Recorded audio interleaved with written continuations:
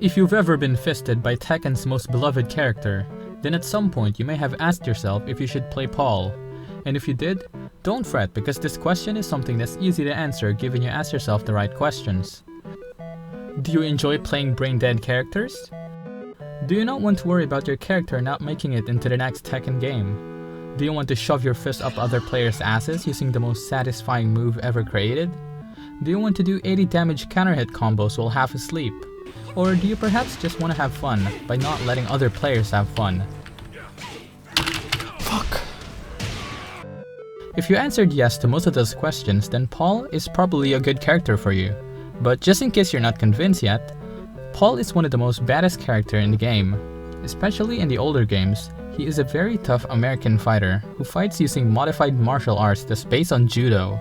During his presence throughout the games, he's been constantly striving to become the strongest fighter in the universe, and while he isn't exactly the strongest, he can pretty much still fuck up more than half of the roster. You see, Paul is a very hot-headed person, which translates very well into his gameplay. A lot of his moves revolve around punching the ever-loving shit out of your opponents.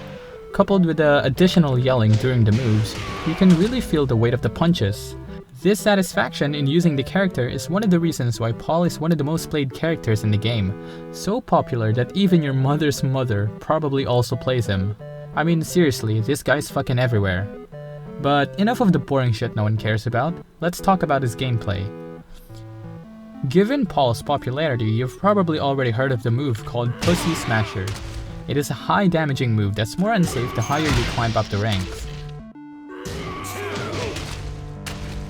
This move right here is probably half the reason Paul players play Paul. It basically has everything. It's brutal, it's satisfying to land, it makes panties drop, it makes people rage quit, you name it. Sure, you could always launch someone when they whiff in front of you, but if you're a true Paul player, you use anal fist. Jesus Christ, how many fisting jokes am I gonna make in this video? But yeah.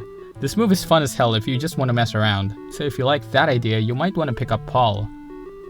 Now, what about the other half of the reason Paul players play Paul? I'll give you 2 seconds to think about it, and if you said Demo Man, you're wrong.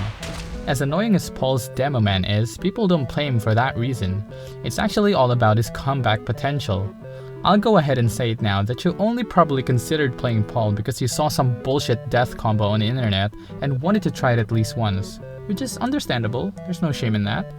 With Paul's incredibly high damage output, getting a counter hit while on rage pretty much spells death for your opponents.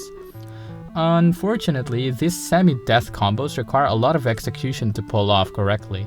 And while I'm not here to give you an in-depth combo guide on Paul, I will still show you how hard it is to do these combos.